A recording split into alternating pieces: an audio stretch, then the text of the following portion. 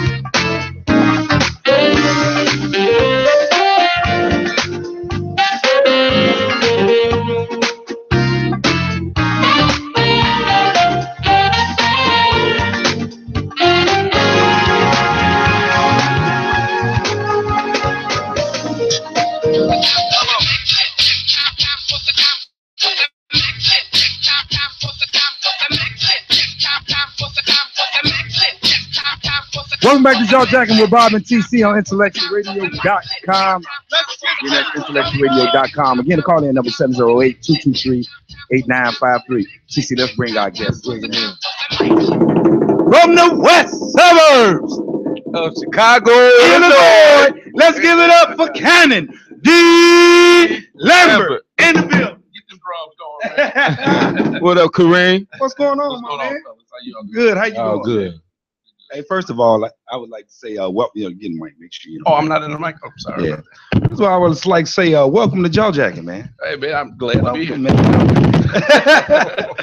We appreciate you, man. I appreciate you for always being a down-to-earth person, man. Ever since I first met you, you was a down-to-earth brother.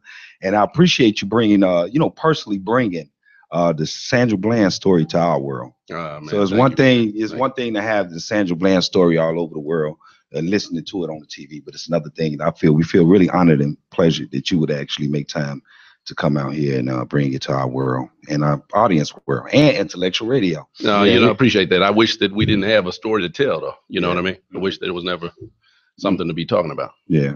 So first of all, you're a trial attorney. Yeah. So what type of what areas do you practice?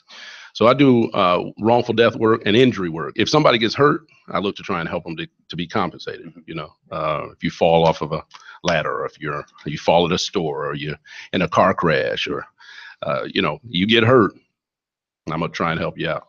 Mm-hmm. Hey, TC, I want to tell you this quick story, man. Just a real quick story.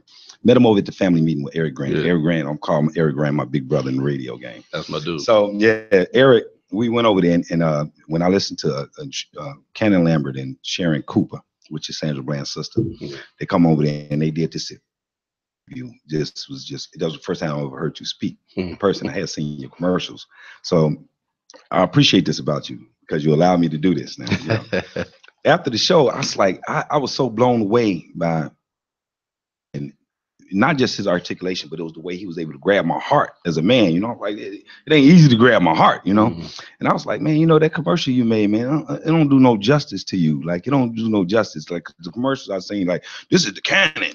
This is the Cannon. It almost, for lack of a better term, it felt gimmicky, but after I heard him speak here right now, it means a lot to me. Because he allowed me a little lane to be transparent and a little risky rude, and you didn't really need my opinion in that moment, but I appreciate that. Shows me how down to earth of a person you are to still keep this connection like this. I mean, I appreciate that, but I live with a beautiful woman at the house that she ain't gonna let you think your britches don't get put on the way the next man does, so it's easy to be grounded. So well, we're gonna brag for you a little bit on Jaw Jacking. I appreciate you, baby. We're gonna brag for you a little bit, and I'm gonna show you how. First of all, I want to brag about this. I know you probably never be able to brag the way we're gonna brag for you today. Brag, baby, brag. So first, I want everybody to get a picture of who you are, who's sitting here, because I didn't know until I really started reaching out to you. Cases you've been involved in. These are some of the cases you've been involved in. You resolved a $5 million case against the Chicago Transit Authority. Yeah. $3.25 million for the family of a young man drowned on a school field trip. $3 million for a woman involved in an auto collision with a semi-truck. $5 million for a man hit by a transport van. Yeah. $1.3 million for a woman who drowned in Lake Michigan. And $1.9 million for Sandra Bland family.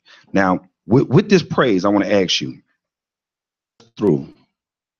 When you originally heard about Sandra Bland's case and what made you a good fit for what this case was originally?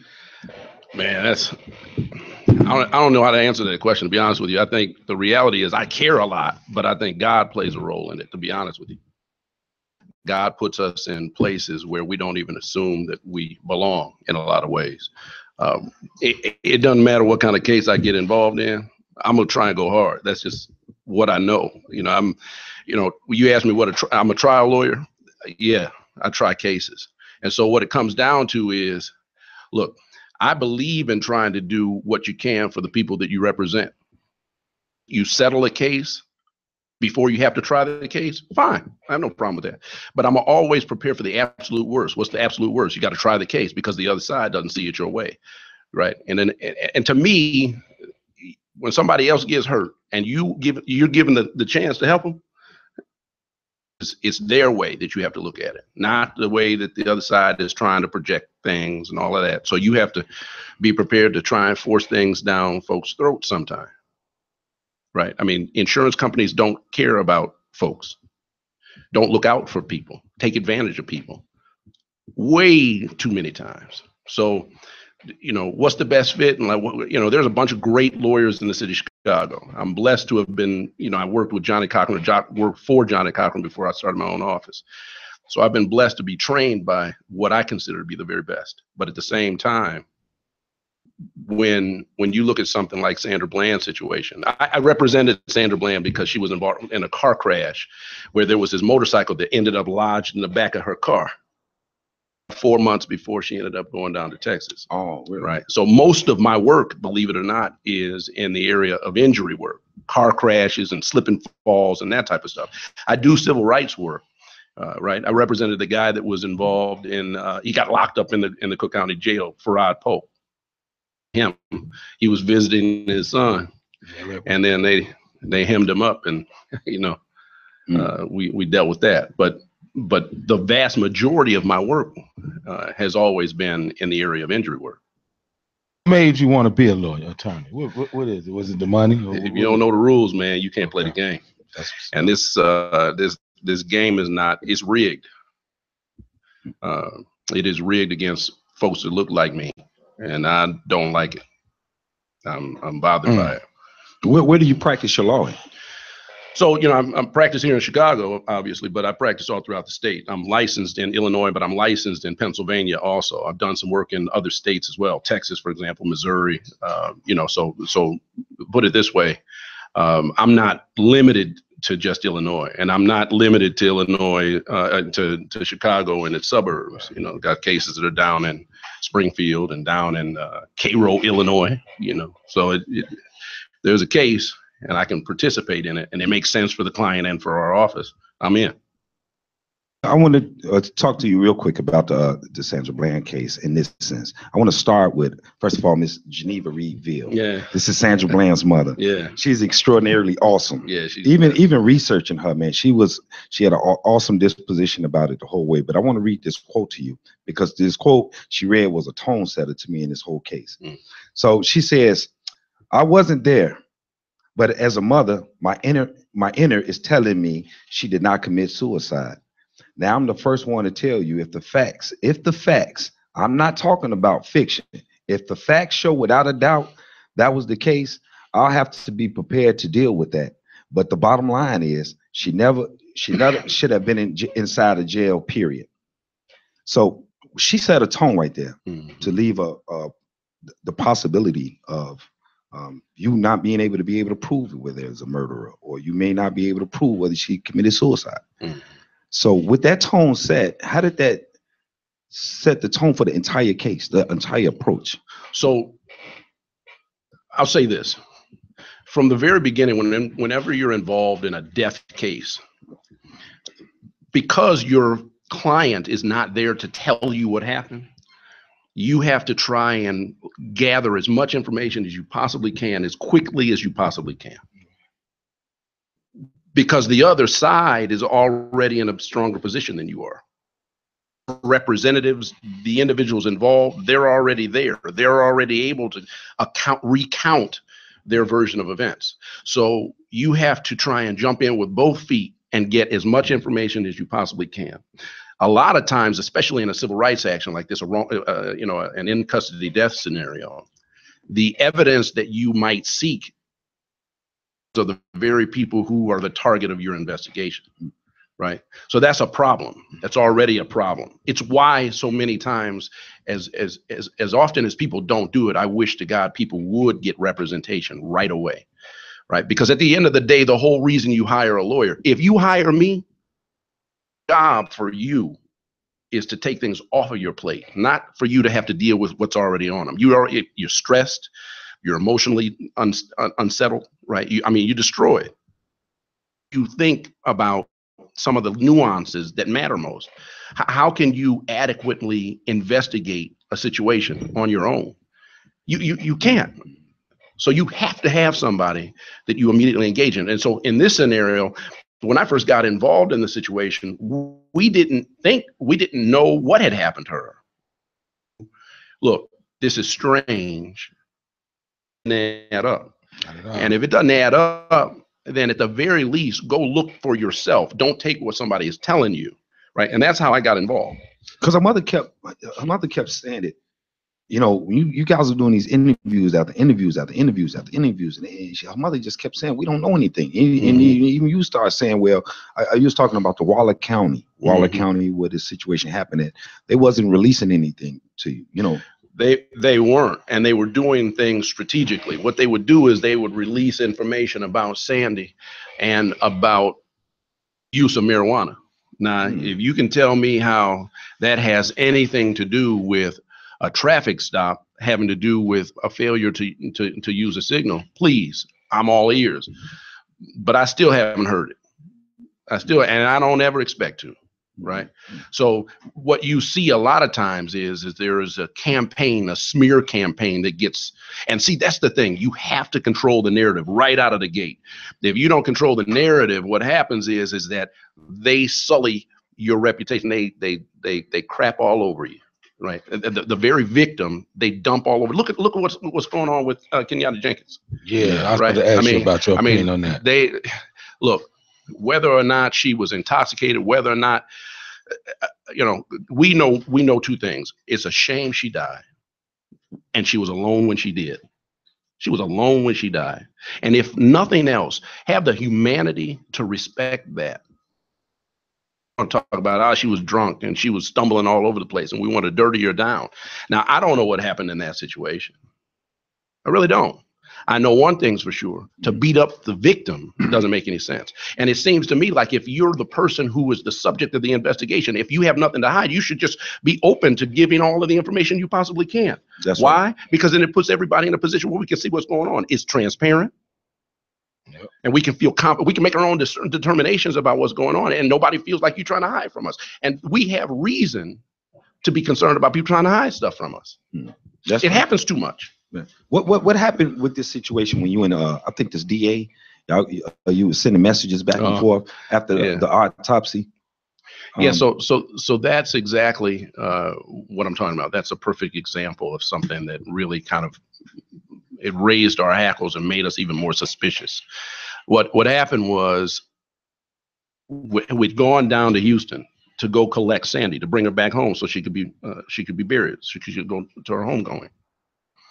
And literally an hour after we land, I get these text messages from the DA.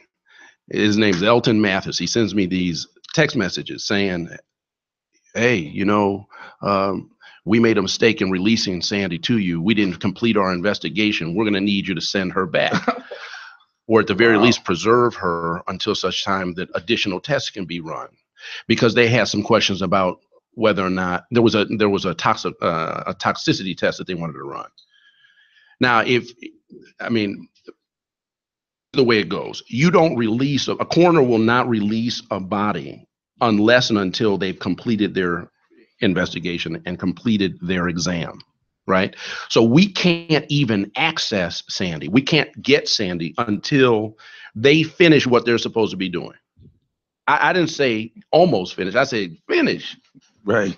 So then they call us after we land with this stuff. And now because I have to communicate it to my client, I'm sitting to myself, I'm thinking about how in the world I'm going to tell this woman what they just asked me. So I call the doctor who I had been in consult with, because I think this is the most outlandish thing I've ever heard of. And literally, it was one of the most outlandish requests I've been practicing for 22 years. 22 years. I called 2 or 3 lawyers that I know that have been practicing for 20 years longer than me. Have you ever heard anything like this before? Have you ever heard of anything like this? No. So I called the doctor who I'm in consult with, Dr. Joy Carter, and I say, listen, this is completely outlandish to me. Is there any medical basis on which they can make this request that I'm missing somehow? Her response to me, this is crazy. No way.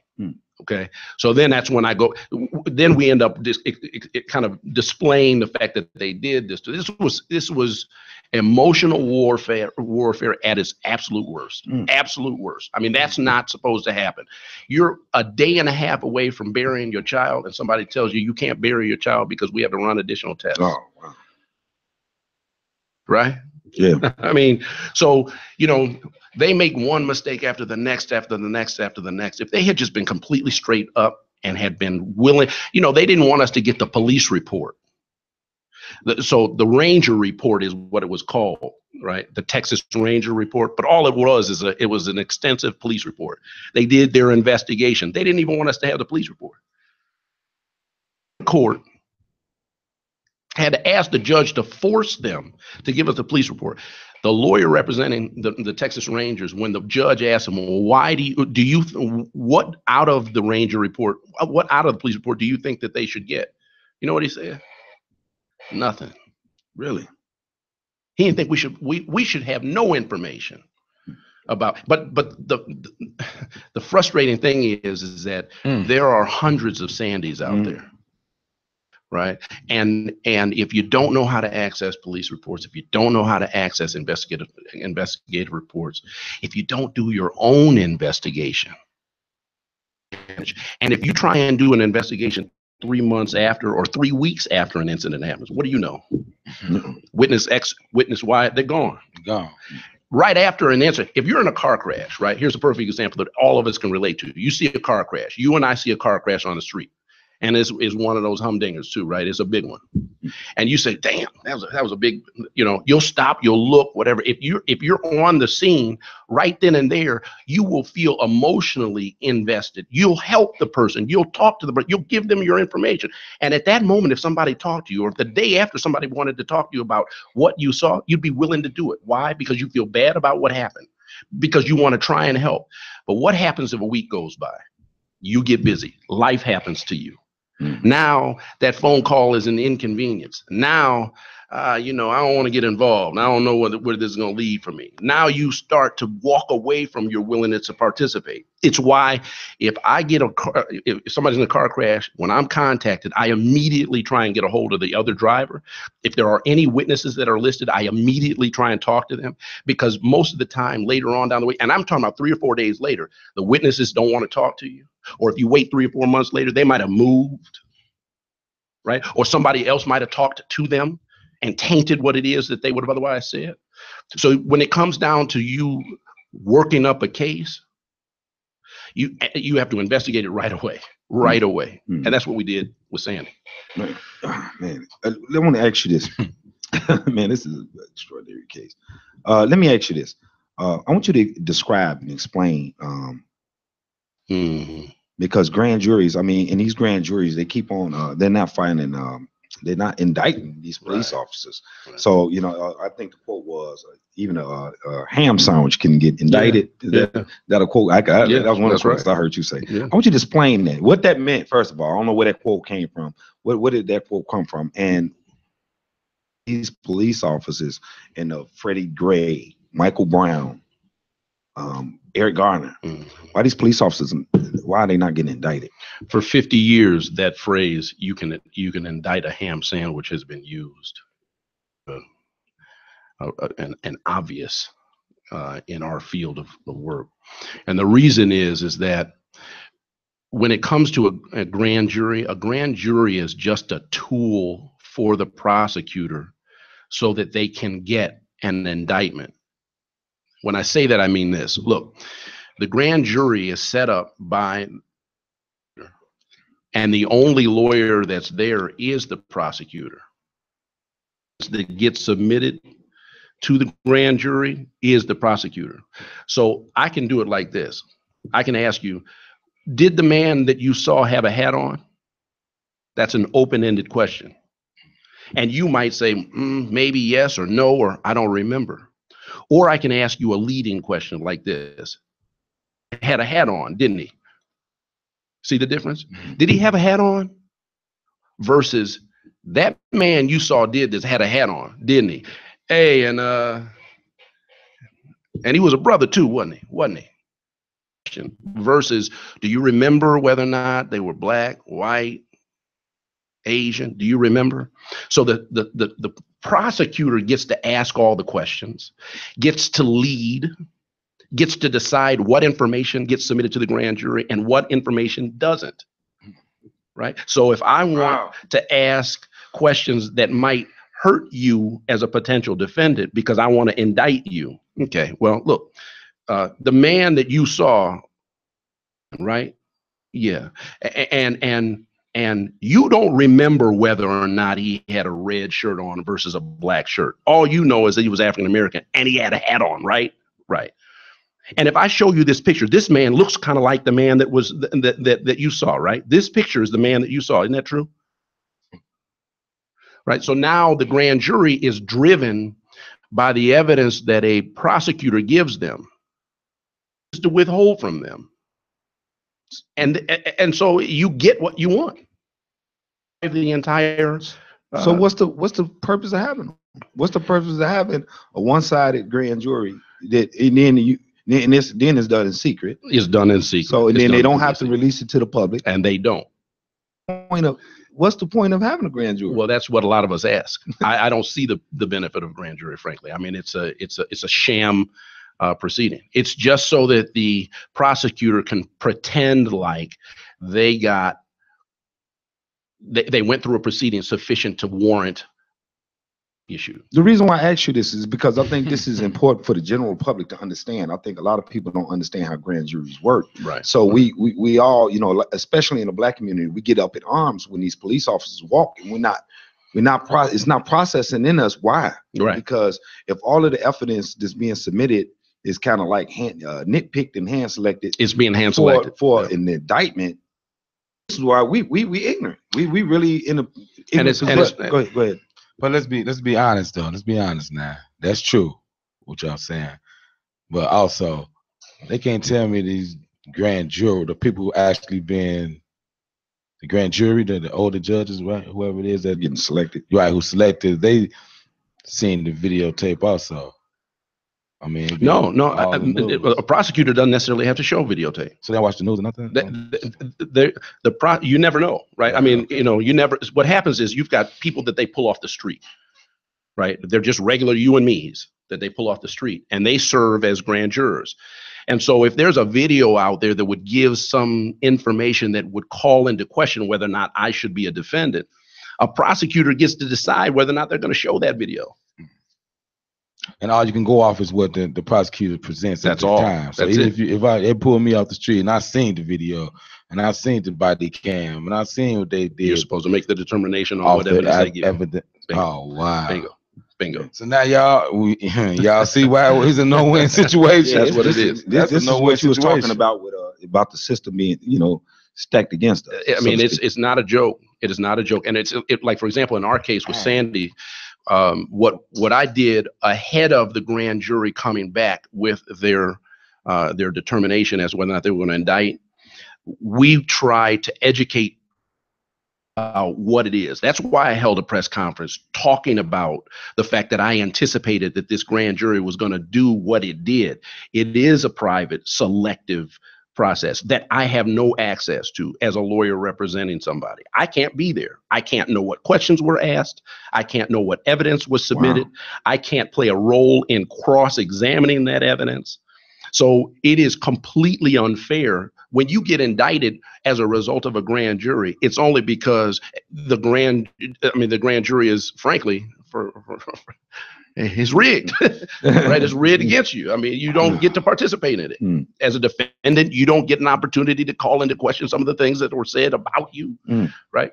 So that's a big problem. I'm gonna ask you a question about something that's very obvious about you. As a black man, right? Because you're a black man. That's very obvious. Yeah, yes, sir. Right? Every day, all day. Thank God. I want to understand how you navigate this. Like, how do you navigate knowing that this system is rigged like this? You edified and educated enough. You understand the way it's rigged, and it's like you even of yourself, you're hopeless within the system, even with knowing. Well, I'm not hopeless. I very much believe that if you know the rules, then you can win. My life experience tells me that that's the case. My mentors have shown me that that's the case. And it's about knowing the rules, navigating the rules, and being willing to challenge them sometimes. And so, good or bad, this is just my makeup. I kind of take my cases personally, right? I mean, I do. Even when it comes to things that are not as catastrophic as when death is involved, if you fall because somebody had what was obviously a dangerous condition that was down on the ground and they did nothing to rectify it, and you break your ankle, the lawyer that I'm dealing with or the insurance company that you tried to deal with is saying, well, they're not responsible. Candidly, I'm offended by that. And it helps to drive me. Now, here's the thing that the thing that you have to constantly help to remind people not like us is that we have the ability to be angry as Black people without resorting to violence, right? And it's important. I mean, it's very important. And I say that because, look, my profession gives me an avenue to show that every single day, and within the rules that I didn't participate in setting up in a lot of ways.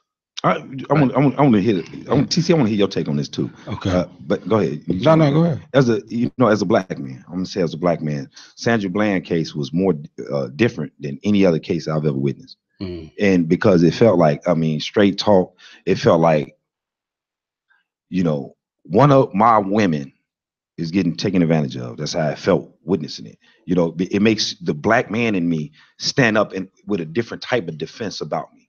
Because it's one thing, and I don't mean this in no harsh way. It's one thing for Eric Garner death or, some of these other deaths that occurred. But when a woman, the Black woman in you, it makes it feel like a responsibility in you to say, wait a minute, man, hold on. It had that feeling in me. And I just want to know, how did it make y'all feel when y'all saw, case outside of the law, outside of you being an attorney? I'm talking about as the Black man in you. That's an obvious. Sandy might as well have been my sister or my mother or my grandmother or my cousin. And when it boils right down to it, it brings something inside in you. It rustles something inside in you when you see Eric Garner get choked out, because that's what happened. They choked that man out for no reason. Scott, when they shoot this guy running away when he's completely defensive in the way that they did, I mean, you understand how unfair it is. But it's kind of like, I knew they didn't give a damn about me. I knew that. And I don't care about trying to change people's hearts. I just want to be treated appropriately. I want to be given opportunities just like everybody else. But when you show me you don't even care about women, my mom, my sister, my grandmother, my aunt, when you show me that, they make you want to form a militia. What they say in you say something about my mama, we gonna go. That's what it brings up in you. And I'll tell everybody. I believe in fighting. Okay. Now, what I would say is the way you fight is extremely important. And knuckle up all the time. We knuckle up, we end up feeding somebody else's kids, and because we're in jail and they're making money off of us doing that. That's the new slavery. So yes, at the end of the day, it's how you fight. Look, the reason that Sandra Bland's case was as successful as it was, groundbreaking in the outcomes that we got, right? I might have played a role in it. I might have helped to shepherd the case, but buddy, believe I wasn't alone. I had people in the streets me and giving me energy. When there were protests all over the place, both here and in Chicago and in New York and in Houston. I didn't do that. I wasn't responsible for that. People saw what they saw and said, no, I'm not going to stand for this. and people got in the streets. That's power. That's real power. That pressure is something, and it was sustained pressure, right? It was continuous pressure. It was, I'm going to send emails and I'm going to send YouTubes and I'm going to say all of that. I mean, it was sustained and it was organic, community driven. And that's why the outcomes came to be what they were. It's never, look, I know the law and I helped to, present a package and all of that other stuff, but for our community, and I mean our larger community, because it wasn't just Black folks that said this is wrong. It was white folks. It was Hispanic, Latinos. It was Asians. I got contacts from throughout the world. Now, I didn't say the country. Connected me throughout the world. And even now, because look, at some 2 and 2 is 4. What that man did was wrong. When he pulled her off the street, what he did was wrong. And he put into a chain of events that spun completely out of control. And kind of can see that. If Donald Trump can say, and check this, Donald Trump said Sandra Bland's stop was a bad stop. Now, first time I agree with him. That's about the only time I agree. You said it nicely. You said it nicely. We're gonna speak on what you were saying earlier about the feeling that I heard y'all feelings, but it's like when I heard it, y'all didn't speak on this, so I'm gonna speak on what it made me feel like. It made me kind of feel like they really, I mean, you can tell by laws and how things at work is in certain ways, but that was a blatant disrespect to me of who we are as a people. And like, to me, it felt more like they gonna keep pulling it. Yeah. They gonna keep till we just go off around here.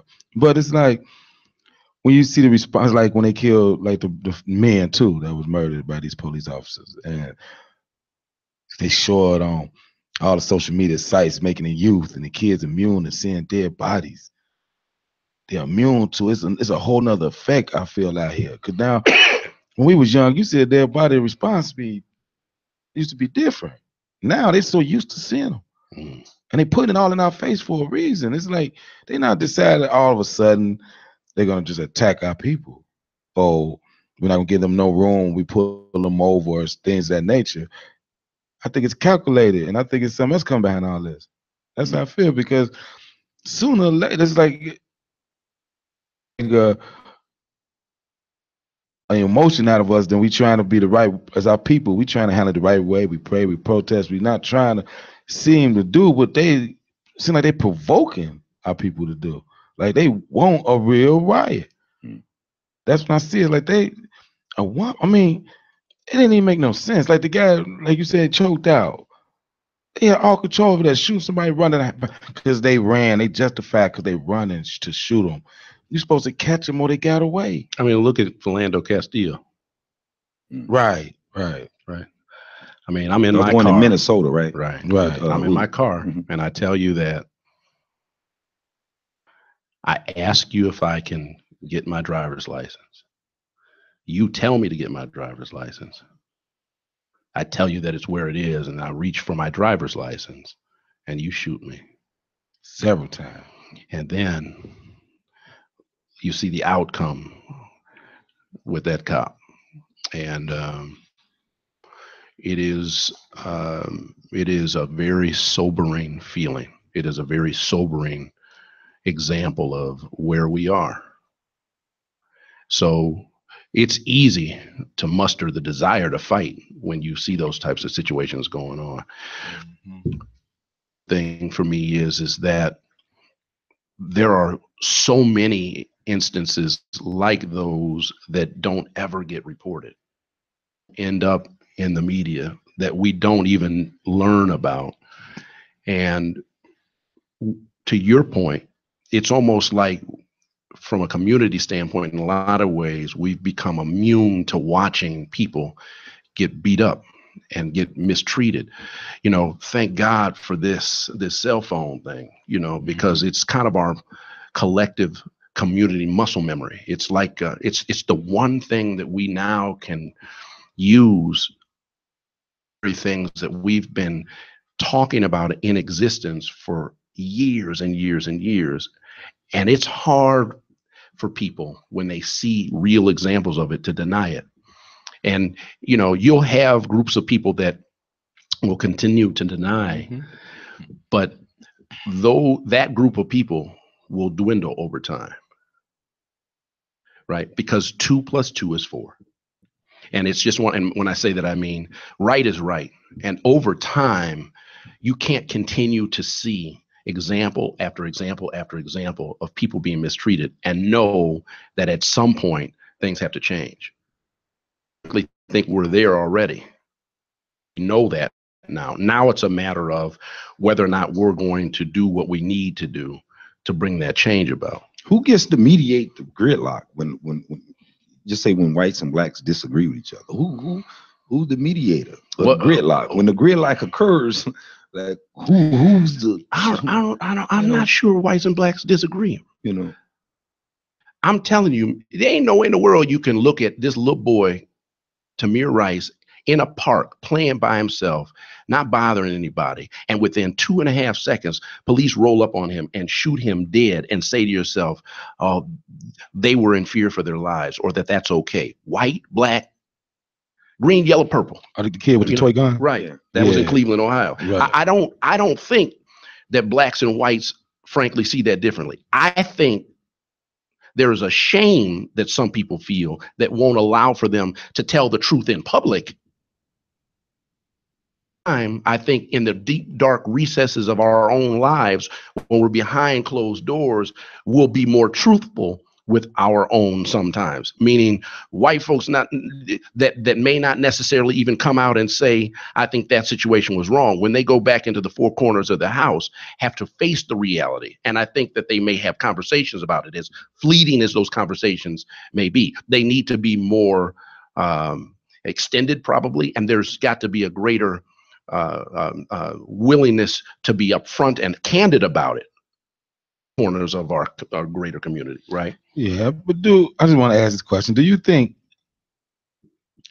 okay, based on our history, we brought here slavery or whatever they want to call it, right?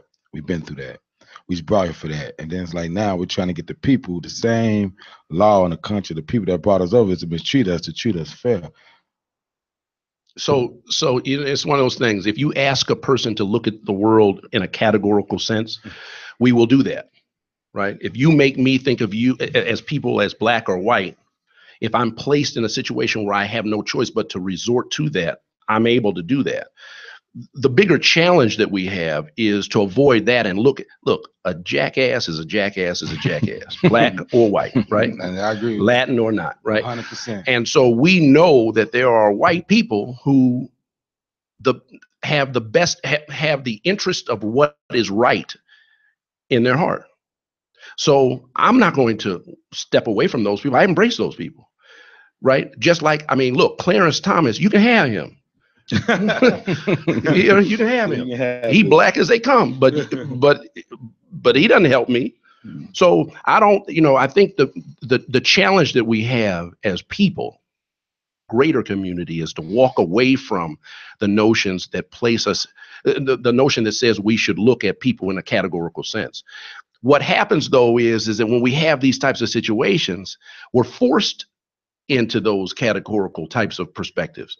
If we could break out of it, and when we break out of it, we see 2 + 2 is 4. We see right is right and wrong is wrong. I want to shoot you with a few rapid fire questions. Give me your short, sweet answer. Yes, sir. You can, because we got to bring my man Roger. Gotcha. Yeah, we'll keep you waiting back there, Roger. We appreciate it, man. We started late back there. No, it ain't all good. He like when his name. Yeah, I'm next, right?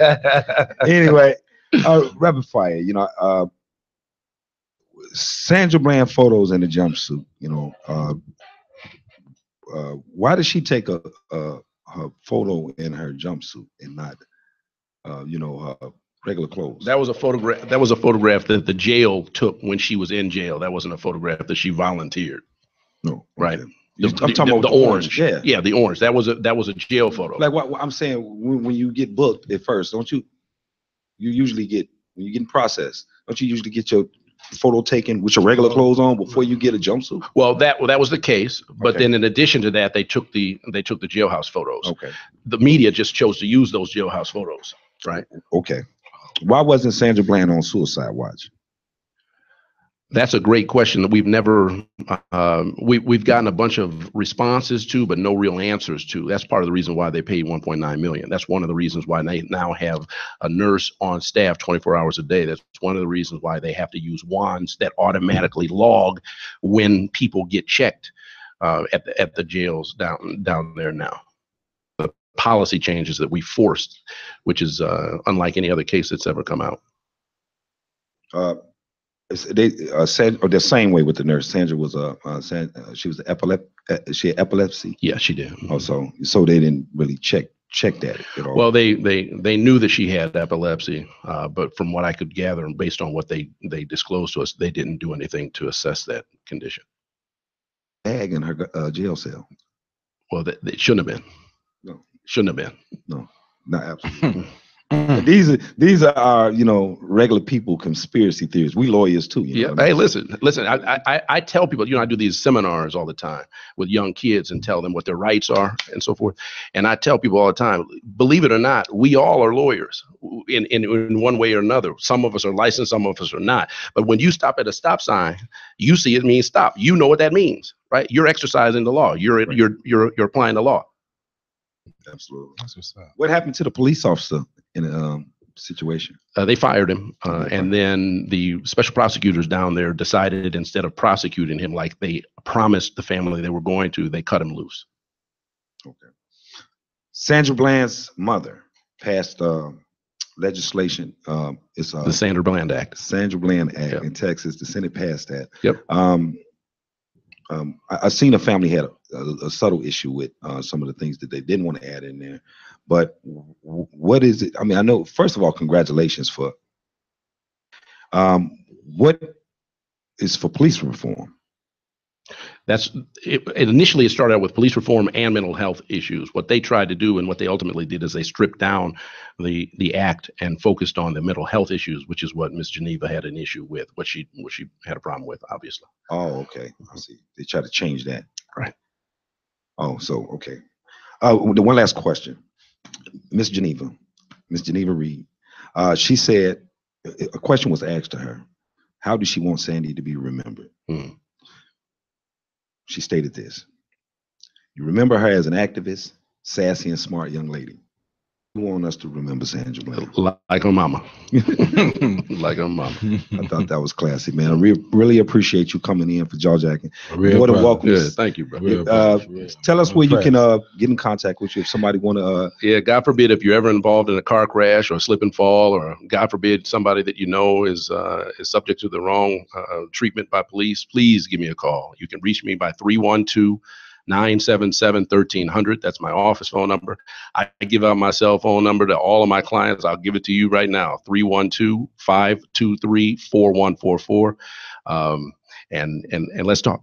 Yeah. Let's give it up for Cannon Lambert in the building. My man, thank you very much. You got to see a commercial. On the other side of the break, man, we're going to bring in our man, Roger Wayne Sanders.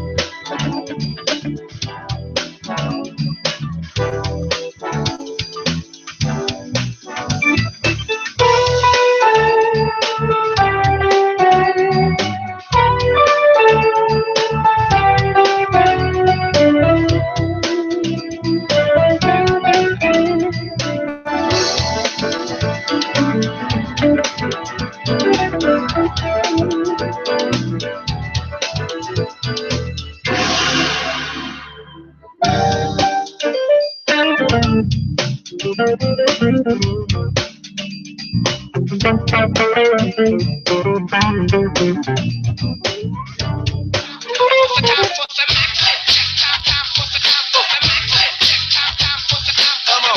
back to Joe Jackson with Bob and TC on IntellectualRadio.com. Again, that's IntellectualRadio.com.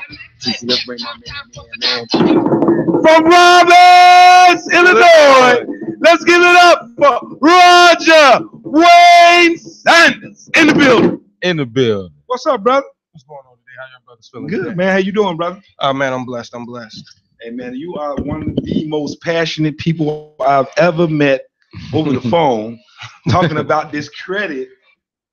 Yes. Y'all hear my people, credit restoration. I called it repair, and you corrected me quickly. You said, no, it's not repair, it's restoration. I want you to talk about the difference between restoration. Okay, well, so a lot of people will see it differently. And from doing a lot of research and from doing this business, repair and just listening to a lot of the clients' feedback on, their experiences. A lot of clients, or potential clients, you'll get their credit repaired, but they'll have, it's situations where it was taken off, but then it popped back up on a credit report. And what I like to call alley mechanics, you have, when it comes to credit repair, which is people sitting at their kitchen table doing credit repair, and they're not using the legal language and they're not properly doing it. And you'll have it to whereas, okay, you pay someone to get your credit repaired, and you look up and them items reached back on your credit report. So restoration and under the legal language and laws that we go by, it's done that, you ain't got to worry about that. You're talking about with restoration, so you completely cleaned up. You work for it's called a Rapid Response. Well, I'm the CEO of my own business. It's called Rapid Response Credit Restoration. But I also partner with a company that's been in business for 15 years. They have accredited A+ rating with the Better Business Bureau, and they've been able to remove well over $1 million items on clients' credit. And it's our financial education services. Oh, it's fine. Okay, I see. Yes. What motivated you to do this? I see you got a background in accounting, business finances. I mean, I understand that point of it, but I'm saying, what made you motivated to want to be able to help people get there? Okay. What really motivated me to do it is okay, and we all are victim of this. Making a lot of unsane conscious decisions, so to speak, where we're out here making decisions that we really weren't educated on. We'll go out, get a car, mess our credit up, we'll go out, do this, that, loans, doing whatever it is. And I looked up and I was almost $100,000 in debt. Really? Yes, myself. Credit score was probably like a 323. I couldn't get a styrofoam cup on credit. And once I started educating myself on the financial world, and I started really learning this, it actually inspired me to, get into this business. Because if you think about it, what have you learned in school that taught you the importance of credit? Nobody can answer that question. Right. That's true. And, and it's sad that the majority of us wasn't taught, the literacy on credit and the importance of how credit would affect your lifestyle once you get to that age. It wasn't taught to us. A part of financial education services, what we do is we have a youth literacy foundation, and what we do is we target grade levels between 5 and 9, and what we do is we actually provide material and education that'll kind of give them a direction of the importance of their financial future as far as credit. That's not offered in schools nowadays. The foundation also give out scholarships. I think this year was like $225,000 in scholarship funds that they give out. But the whole objective is to educate as many people as possible on the importance of credit. Because if I had that education growing up, I wouldn't have never made some of the decisions I made. And it's just my personal opinion. The way I see it is the school systems are set up for us to just get general knowledge, things that we can learn in the street. Because again, think about it. Ask yourself, from middle school to high school, what have you learned that you use on a day-to-day basis besides general knowledge? Right. Exactly. A lot of us, we can't answer that question. Right. We can't. So, and that's one of the biggest things that got me into this. Like I said, I have a 3-year-old son, and he's my life. So I refuse to have him fall victim of circumstances. So I strive to educate myself daily so I can then in return educate people on the importance of credit and, how to build your credit, how to restore your credit the proper way. And, for and it's not going to stress you out. Let me ask you, what things have you learned since you've been committed to this, since you've been committed to it, that you wasn't aware of, that has able to have you financially set yourself up now in a way where you wasn't aware of it, of course, not before you learned it. But I'm saying the specific program or specific benefit that you got into the general that you say, hey, being behind the scenes, understanding this, I got to, put my money in an IRA, or I got to, I see the benefit of that now. And the question, I definitely get what you're saying. Yeah. Okay. So off that question, just within, educating myself on this field, I learned a lot. I mean, I learned, prime example, we're protected under the Fair Credit Act. There's a lot of laws under that act that we don't know about. There's a lot of laws. People don't think, when these debt collectors start contacting you, you can actually get paid for that if you do it the proper way. If you have access to a credit attorney, and if things were, removed off your credit, and they're harassing you, or because by law they can't harass you. I don't care what you say I owe you, it's harassment. And a lot of us will just ignore the phone call, pick it up, hang it up, ignore it. And again, that's what we do. But learning the legal language behind all of this gave me a different outlook on this. So that's harassment. That's definitely harassment. So it feels like it's harassment. I mean, that's what I felt about it. But it's harassment, and it's harassment, because you think about it. A lot of these debt collectors, and I'm gonna use this analogy. Let's say if you owe Sprint $500, okay, and you never got this money from Sprint. No, Sprint never got that money from you, so to speak. Okay. Sprint then's gonna sell that debt for pennies on a dollar. So Sprint no longer has the debt because they sold it to a debt collector. By law, that is no longer your debt because you had the legal binding contract with Sprint. Sprint then in return sold that debt to a debt collector. So now the debt collector is going to reach out to you, try to get you to commit to a payment plan, or either get you to commit to that. Even if they call you pick you up the other. So that's why I tell people it's never, when you're dealing with certain situations like that, the first process is to seek financial advice, seek counseling or consulting in regards to that. As far, for example, my services, my clients, they don't have to worry about that because they're protected. Not only they're protected, they have access to credit attorneys. All of my clients have access to a credit attorney. So in case in event things like that happen, all they have to do is reach out to the credit attorney, and the credit attorney then is going to reach out to the debt collectors. And by law, they have to stop, because if not, then the credit attorneys are going to proceed legal matters. Is this a true statement or not? If a debt collector call you, just say like you said, use the example you use. If a debt collector call you from AT&T or whichever one you said was sold. So when you answer the phone, if they ask you, is this Robert Orr? And you say, yeah, this is Robert Orr. You owe us this money. Is that when you make the obligation? Can they do it verbal obligation phone that you owe them? Actually commit to that, because just by saying your name and saying, saying certain things doesn't necessarily mean that that's your debt. But by further communicating with you via the phone, and they're getting you to say, hey, well, you owe us this, when can you make a payment, or how do you want to arrange this? And then you proceed further in that conversation, then that's when they try to lock you in. That's what I'm asking. Yeah. So that's when you locked in, once you start committing to making a payment arrangement. That's when you are legally taking that debt on. Yeah, because you just made legally signed a contract. Right. Verbally. I believe all their conversations are recorded. So that's why I can't really tell people what to do, but I advise, people or, clients or, potential clients, I advise them, it's best that you, get within a service. That way you're protected and you don't have to worry about that. Okay, let me ask you this then. So in other words, you're saying do not pay your collections. And I'm going to say this in the mic, okay, as loud as clear. If the debt is reporting on your credit report as a derogatory negative item, they already slapped you. Why pay it? There's no point. Reach out to a consultant, such as the services that I provide, and allow us to further by getting those negative items removed off your credit. Because if they're already on there, item, they already slapped you. Done already. To pay it off ain't gonna make it no better. No, it's gonna show you pay it off. It's gonna show on your report as a closed, paid off negative item. Still a negative. A negative is a negative.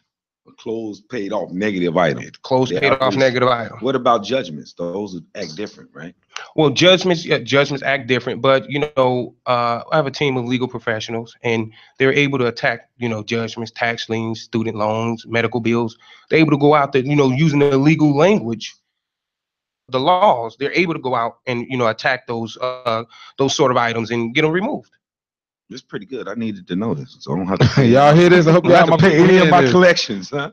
No, because a lot of people need this service. Well, I will say this, because a lot of people think because it got removed off of the credit that the debt no longer exists. In some cases, they may still make you reliable for the debt. It's just removed off your credit report. How does that work? That I can't really speak into. Oh, okay. Because that's more so a question for a credit attorney versus a credit consultant. But many times that for example, not a client. He was talking. His license was suspended for and he was saying that the police station who he got tickets from suspended his license or something like that, because he was saying it was for child support, but then it goes back to being tickets. But I guess the village had ended up selling those tickets to a debt collector. It was reporting on his credit. Told him, okay, now we can go out after and remove those negative items, but in the eyes of the system as to why they have your license suspended, you'll still owe that debt. So we have nothing to do with that. See, my whole job and objective is to educate people as much as possible on the financial world and the importance of credit, because again, we didn't have that education. And again, when we go in and we restore your credit by removing erroneous, inaccurate, derogatory items off the report, only to do with your credit report. Like I said, I get clients that'll call me, in regards to that, well, my license suspended, for this, that, and the third. Well, once we get whatever it is off of your credit report, we no longer have nothing to do with as to why your license is suspended. So in that situation, they made him still liable for that debt, although it's no longer on his report. I get you. I got a question for you. Like you said, you got the alley mechanics, you got other people that do this. So, any of us choose you for your service, since like you said, so many people doing what you serve, or what do you give that's so unique that make us should be like, this the man we're gonna mess with. Let the people know what it is about you that separates you from all the other people that are supposed to help, because everybody knows somebody that heard of someone that said they can fix your credit. So what make you stand out? Like, what about your services? I'm glad you asked that question. What makes me different is, one, I'm in as Bob mentioned before, I'm inspired by this, because again, us as a community, we weren't educated on this. So when you're dealing with somebody who is as aspiring as I am, you're dealing with somebody who takes each client and deal with them as their, like they're personal. But that's just the short end of the stick. The bigger picture is, again, I partnered with a company that's been in business for 15 years. They have a accredited A+ rating with the Better Business Bureau. So it's not a question of if this works, it's a question of who should I go to. And not only that, we use legal laws and language. All of our clients have what we call a client portal, where they have access to their documentation. They have access to everything. They can see what's going on, when it's going on, and how it's going on every step of the way. And we use the latest technology to ensure fast and accurate services. And our second to none, deletion ratio, we're proud about it, because we've been able to help thousands and thousands of families across the United States. And again, it's a system that's been proven. It's not a question of if this works or why should I go to you. It's more so a question because even before I started this, I got conned. I used one of them alley mechanics. Credit repair. Paid $800 and the guy ran off, did nothing. So and there was no and that was a mistake on my behalf, because at that point I should have did some investigation, or I should have went with a more legal instead of a individual or organization, as who has the background, somebody who has that like police, somebody who has that badge. If you're on the street and you need help, you're not going to, you might run up to a civilian and ask for help. But if you see an officer, you're going to go to the officer before you go to the civilian, because it's in our nature. It's in our nature. So if you out here, you're seeking to get your credit restored, and you have a company that's accredited A+ rating, that's huge, with the Better Business Bureau, that's been in business for 15 years, that's been able to remove well over 1 million items, versus somebody that your cousin Mike or Joe, told you, oh yeah, he do it from his home, he real good. Common sense. A lot of this makes sense, but a lot of it don't make sense to people out here, but it makes sense. A lot of sense. And just to touch on that a little bit, I talk to a lot of people, a lot of clients, as I explain the service. First of all, I'm gonna say this: we provide 12 different services, so it's not just credit restoration, because it's all about education, which none of us got, when we were growing up. None of us got when we were in school. So the root of this is solely educating people. So what we do is we help people restore their credit, necessary tools to build that credit, and then also protect that credit on the back end. Because what's the point in you restoring your credit to a sufficient or a positive score, your identity stolen? Theft is the top leading crime in America right now. Us as minorities don't see it because our credit score. If you was out here stealing identity, you're not gonna come steal Bob's identity because he got his credit score 230. Mm-hmm. What can you get with his credit score? You gonna go after the next man who got a credit score of 750 or above, or a 700, because with that credit score. My credit score is 220 for your information. 219. I'm 219. But see, these are all analogies that they're using, and again, it doesn't make sense to most of us, but it makes sense. So once you build it up, what you're saying do make sense. Once you build it up, now you on the hit list. You on the menu now. Exactly. Now you on the menu. Now you got people coming after you. Now you got people looking at you. Right. But the benefit of being a client of mine is you're automatically protected through one of the top identity theft agencies in the country. So as a client, that you're protected. And the biggest thing about this is on our client's identity, as well as the background of this organization, which is why we offer these clients identity theft. All those friend requests that you get on Facebook, from somebody, that's a attempt hack, ain't it, to your identity, right? Them gotta be like, them people don't know you. They keep sending you these friend requests over and over. I don't know if y'all experienced that. I do. I get triple. It could be a hack, but I wouldn't necessarily say in a sense of, they can identity. Hack I'm saying. Well, yeah, it depends. I can't really speak on that. Yeah. But I will give my personal opinion. Mm-hmm. They can hack your, Facebook and maybe, do some things through there, get your name, because you got to think about it. A lot of people don't have their name on Facebook. Mm-hmm. Your social is not even attached to your Facebook. Mm-hmm. So as far as that identity, for via social media, again, I'm not the expert. I wouldn't know, but just my opinion, I don't think so. But again, I'm gonna go back to saying the same thing. As a client of mine, you wouldn't even have to ask that question because you protected. I was sitting back with my feet kicked up when the Equifax hack happened. Had the hack, it was like 10 million driver's licenses got released. That just happened about a few weeks ago, right? Yeah, that just happened. And then followed behind that, Sonic, the restaurant. If you ever use your debit or credit card there, they got hacked. The restaurant. Oh, yeah, they got hacked. But again, as a client of mine, you wouldn't have to worry about that. My feet was kicked up. I wasn't worried about it. Because you're talking about a multi-trillion-dollar company who I'm protected by. Anything happens with my, as far as identity theft, while I'm covered under them, they're going to take care of it. What about these? How do you feel about the way America is almost surviving off credit, though? Like, how do you certain credit card debt? I mean, some people really feel as though you need a credit card. I mean, how do you feel about the credit card situation, the conversation of credit card? You need one, but how do you?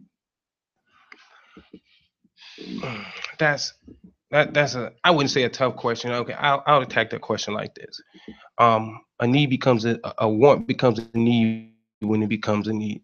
It's not, and I guess what I'm trying to say is a lot of people feel that they need it because we weren't taught money management. We don't know how to manage the money that we have. So the first thing we do as minorities when we get a credit card is we run out and max it out. That's the first thing we do. That's a no-no. Because again, these credit card companies make money off people like us because they charge us interest rate. First of all, they make money off us because we got less than perfect credit. Out the door, we get a high interest rate.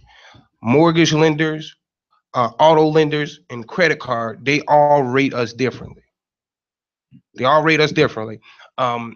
off the top of my head, I want to say a mortgage lender, if you got maybe say a 520 to 600 credit score, something like that, I think they charging like 11.9%. Auto loan, they're charging, I want to say a 14 or 18%. So they rate differently. Mm-hmm. But just to piggyback on what you were saying, it's not necessarily a need, because we go out there, the first thing we do is we max these cards out. And what we need to learn and understand is money management. A lot of us live for now instead of living for the future. That credit card, the first thing you do is max it out. Now you're getting charged high interest rate, because then when it comes time to pay that credit card, you're going to pay the minimum. Once that's old, you're still getting charged interest on that. And that's how the credit card companies are staying afloat, because they're making money off people like that. But that's negatively affecting your credit, because people don't understand that your credit is rated off 5 key factors. And one of those is utilization. They see that you getting this credit card and you using the entire amount. That means you can't afford it, because you're using everything that you're given. See, credit is not, a form of, your monthly or your weekly income. Credit is something that I give you. I'm gonna give you this on credit. You're liable for managing that. And if I give it to you and you use all of it, and you stray on, not necessarily stray, but you take your time on paying me back, or you paying me a portion of it back, and there's an amount that's still building interest. So I love to see you coming. Keep your credit score at that 520 or that 400, whatever that. Keep it there. And me as a credit card lender, I'm gonna make money off you. I'm gonna survive off you. I use this analogy all the time. What we fail to realize as minorities, first of all, people, and I talk to a lot of, potential clients, when I'm approaching them and, I'm discussing, my services and my business to them, I get this all the time. Well, I can't afford it. And you got an iPhone 8 in your hand, you got a pair of Jordans on your feet. What you doing? When you go to somebody else's job, all you're doing is helping them create their dreams and helping them accomplish goals.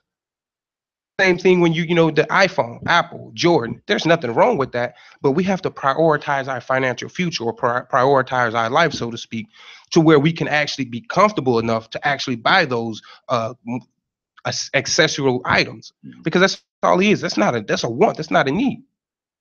Best in the multi-billion-dollar company who's already rich. If the market crashed right now, you lost your job, you had no funds, can you go to Michael Jordan and ask him for some money? So why are you going to keep investing in his shoes when you could take that money that you're investing in his shoes and invest in yourself? But we don't see it that way. Well, how do okay, just off the fact of what you're saying, okay, like somebody need to get their credit restored, because you might need some money. You can't even go to your own bank and get a loan. That's why these payday loans that blew up all over the world, right? Exactly, and they're charging ridiculous interest rates.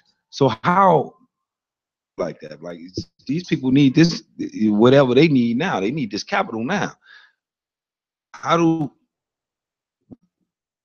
So that they can come and mess with you, come deal with you.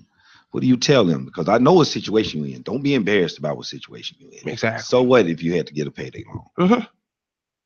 Credit rating 400. Every time I've been in my same bank for 12 years, I can't even get a loan through my credit union, wherever I'm at. But I need some capital. Like say, I ain't got nobody to go get it from. So I got this payday loan. Where do I start? Okay, simple.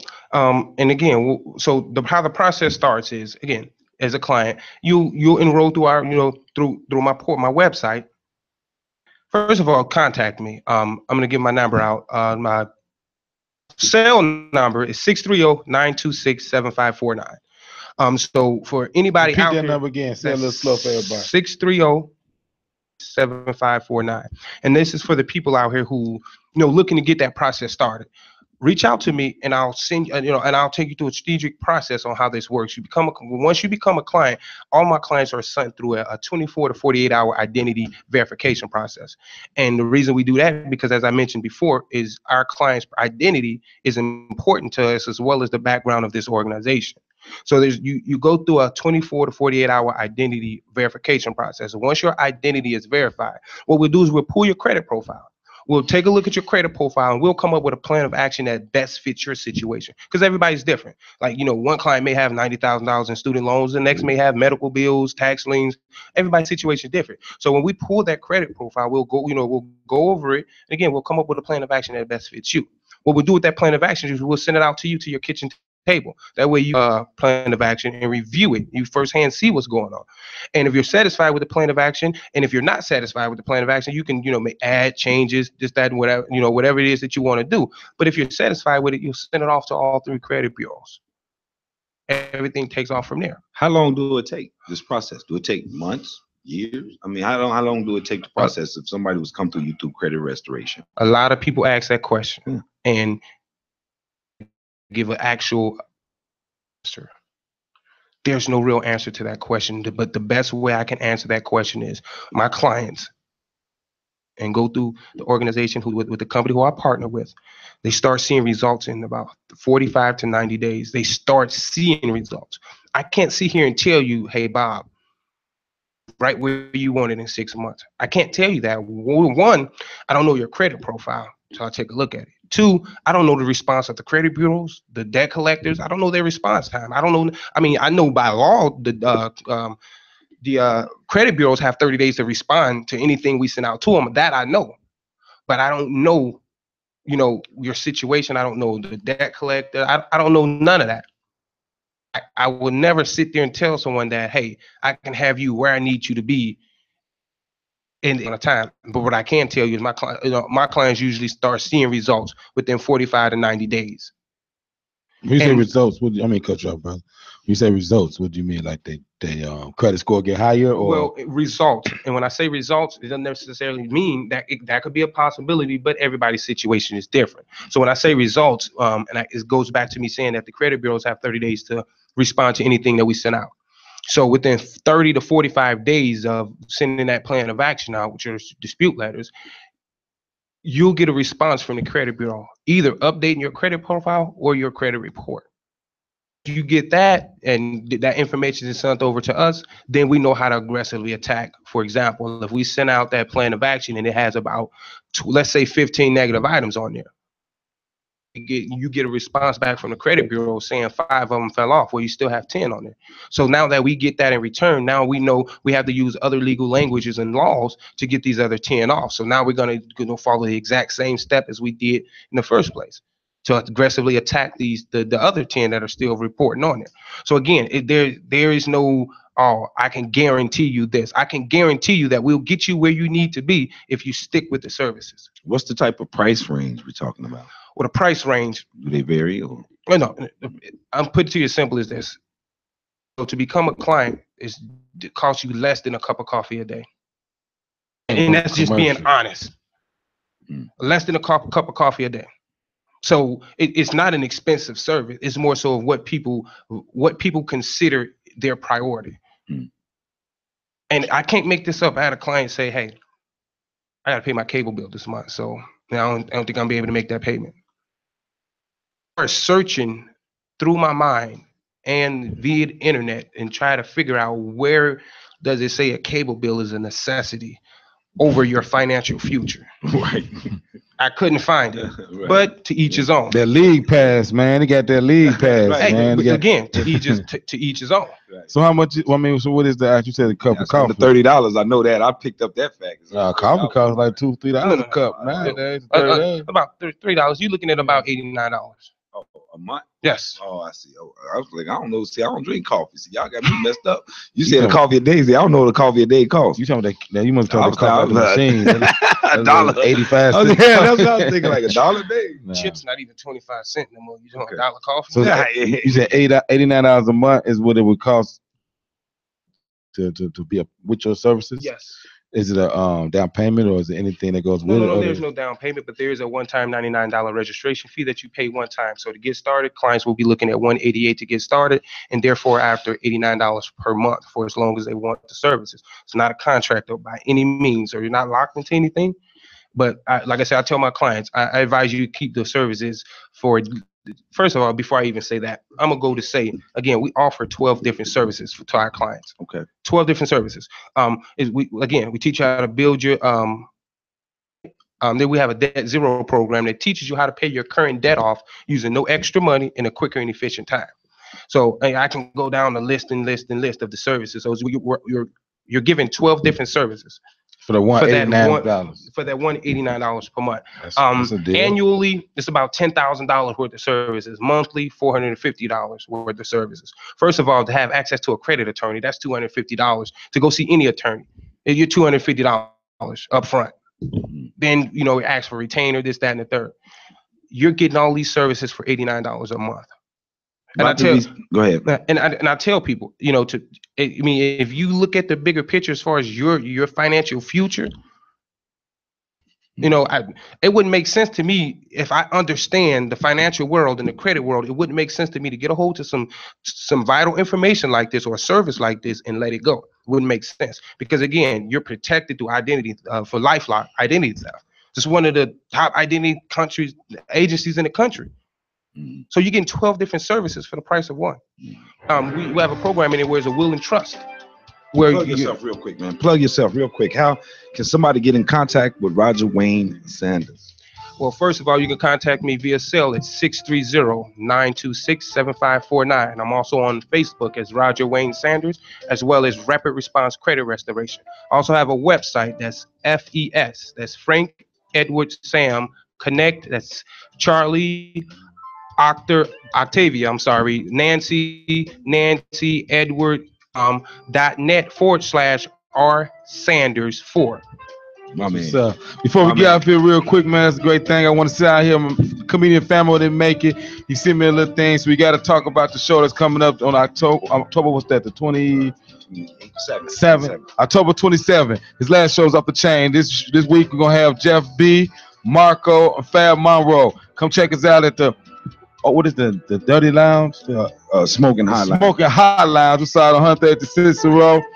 Friday night, check out my boy Famo Comedian Show, y'all. It's gonna be hot. Last week was off the chain, man. Thanks for listening to Joe Jacket with Bob and TC with our special guest in the building, Roger Wayne Sanders. Thank you, man. Right. Next week, baby.